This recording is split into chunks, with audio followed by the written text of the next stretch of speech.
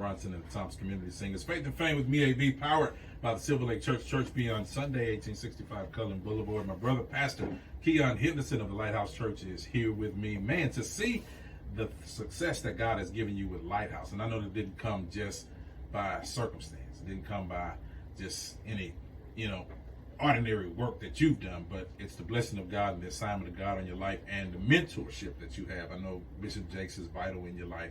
Just talk about that, man, the process of growing the Lighthouse Church into what it is today. I think if you look at anybody who's grown anything, the growth didn't start with the thing that you recognize, right? So I pastored a church at 21 that I started with 5 people and grew to 600 while I was a senior in college and a full-time scholarship basketball athlete. Wow. So I was a senior in college, a senior pastor, all at the same time.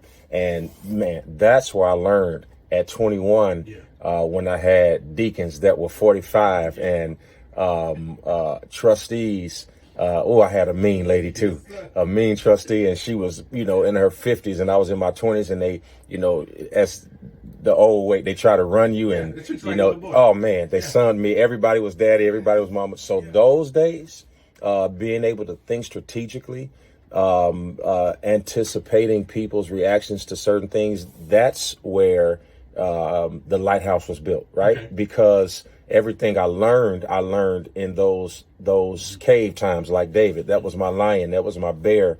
And so now as I face these Goliaths, I kind of transpose that energy. And then having mentorship, here's what I learned about a mentor. And this is why everybody needs one.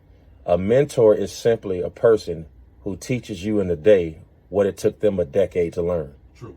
So they give you a decade in a day. Mm-hmm. And so Bishop Jakes always tells me, he says, son, learn to enjoy the distance. Yeah. Because as long as there's distance between you and I can tell you what's coming. So cannot overemphasize the value of his imprint in our life. And then just the prayers of people like Miss Yolanda Adams. Definitely. I mean, that woman is phenomenal. Every step of the way, I call her and say, Auntie, what do you do? I think everybody, Auntie. Is she everybody? Always. Yeah. What do you do here? And just the network of people that I love and trust. And, here we are, just getting started. What kept you from doing it again, trying it again?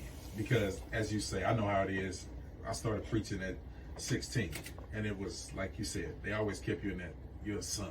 They look at you like you're a little boy. You never grow up in their eyes. So I know that sometimes can be discouraging. You go through this first church process, you're young. Here it is, you move to Houston, you're working with the ministry. What made you step out again and say, okay, may not have worked with these people this time, man. But let's try it again. You know what? I know why I was born. I love it. And it isn't my fault if somebody else doesn't. And so the non-validation of another person never affects the validation of me being absolutely sure of what I'm supposed to do. In fact, when I left the ministry you're talking about, my last words to the pastor was, this is what I'm supposed to do. Yeah. Those are my final words to him. And he replies to me and says, I absolutely know. Go forth and do what God called you to do. So I already knew. So when you know what God has called you to do, or even if you don't want to over spiritualize it, if you know what your purpose in life is, if you know what business you're supposed to start, if you know who you are, knowing who you are keeps you from accepting the opinions of other people. So stepping out and doing it again, I would rephrase it. I just continued doing what I had already been doing in another place. Yeah, Pastor Keion Henderson of the Lighthouse Church is my special guest on Faith and Fame with me, AV.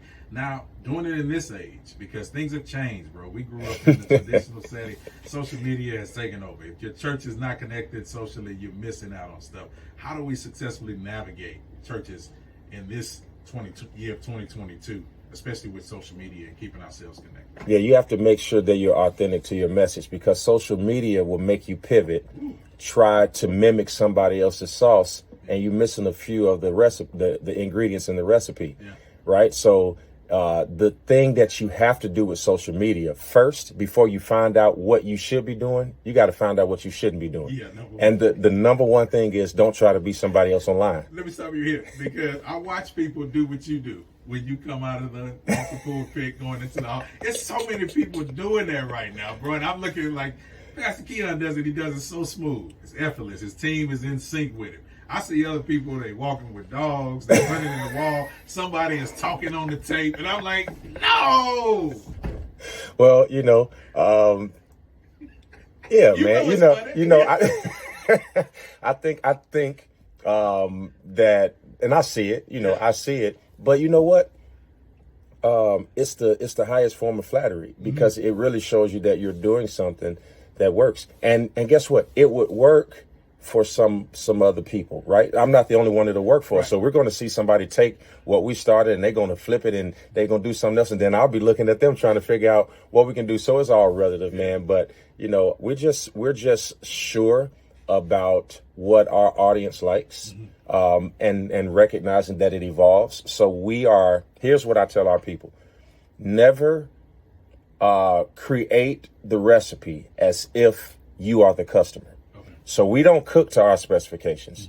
We find out what the appetite of the people who like what we serve, and we transpose around that, and then it'll change, and then we'll shift and have to do something else, and then they'll get tired of the same thing. Right. Then we got to shift and do something else. So that's kind of our approach. Speaking of doing something else, you recently got married. Yeah. Talk about this. Being the pastor, you got a reality star, somebody who the world knows. Yeah. And now you're married. We got to talk about that coming up. Pastor Keion Henderson plus Twinkie Clark, and may the Lord God bless you real good like he did my bro.